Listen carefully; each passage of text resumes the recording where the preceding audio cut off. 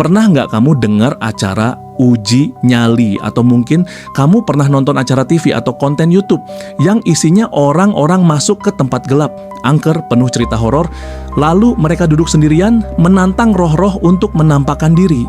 Katanya itu pembuktian keberanian. Tapi sebagai orang Kristen, pertanyaannya sederhana. Boleh nggak sih kita ikut kegiatan seperti itu?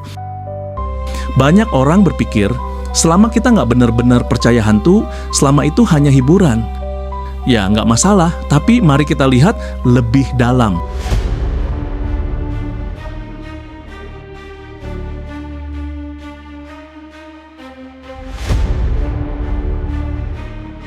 Apa sebenarnya yang sedang terjadi dalam acara-acara seperti itu? Biasanya mereka mendatangi tempat yang disebut angker.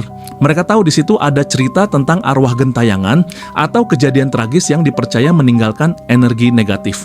Lalu mereka mulai tantang, kalau ada hantu, muncullah. Kalau berani, ganggu saya, atau malah lebih ekstrim. Mereka bawa alat perekam suara roh, sensor suhu, kamera inframerah. Tujuannya satu, menangkap kehadiran roh. Tapi sebagai orang Kristen, kita harus sadar, Alkitab tidak pernah mengajarkan kita untuk mengejar pengalaman supranatural seperti itu. Bahkan sebaliknya, kita dilarang keras untuk mencari tahu atau berkomunikasi dengan arwah. Dalam Ulangan pasal 18 ayat 10-12, Tuhan berkata dengan sangat tegas, "Jangan ada di antaramu yang memanggil arwah atau meminta petunjuk kepada orang mati, karena semua itu adalah kekejian di mata Tuhan." Kekejian, teman-teman. Itu bukan sekadar kesalahan kecil, tapi sesuatu yang sangat menjijikkan dan dibenci Tuhan. Mengapa? Karena ketika kita coba masuk ke wilayah itu, kita bukan sekadar main-main. Kita sedang membuka diri kepada dunia roh.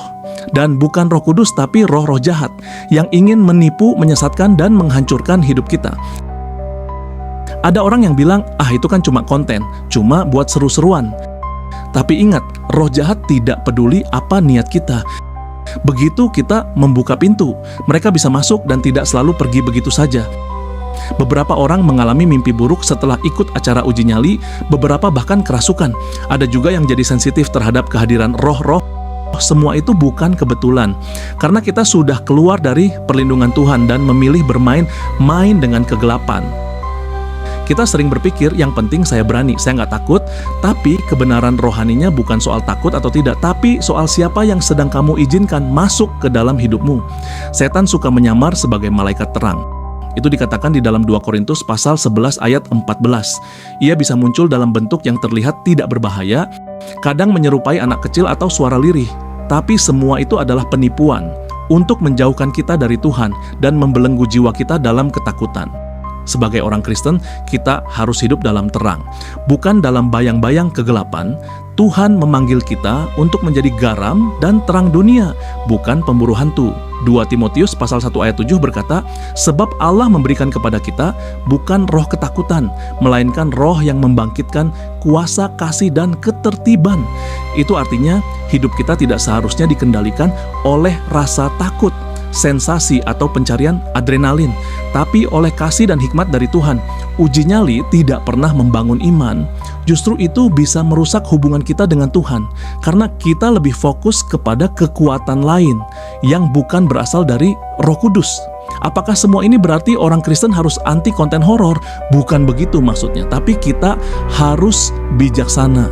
Jangan memberi tempat kepada iblis sekecil apapun celahnya.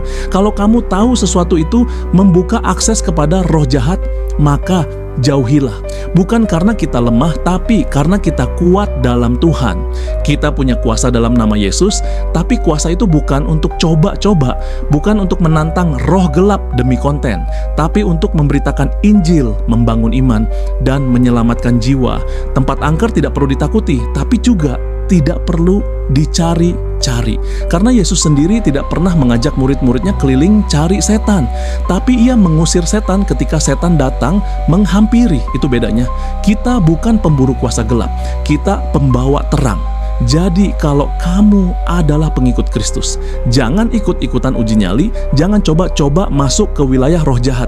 Jangan jadikan hal mistis sebagai hiburan. Hidup kita sudah ditebus dengan darah Kristus. Jangan dikotori dengan ketertarikan pada kegelapan. Kita dipanggil untuk berani, tapi bukan berani tantang setan. Kita dipanggil untuk berani hidup benar, berani tolak arus dunia, berani memilih kekudusan. Itulah keberanian sejati. Kalau kamu suka konten seperti ini, jangan lupa untuk like, subscribe, dan nyalakan lonceng notifikasimu supaya kamu nggak ketinggalan video-video berikutnya. Sampai jumpa dan tetaplah hidup dalam terang.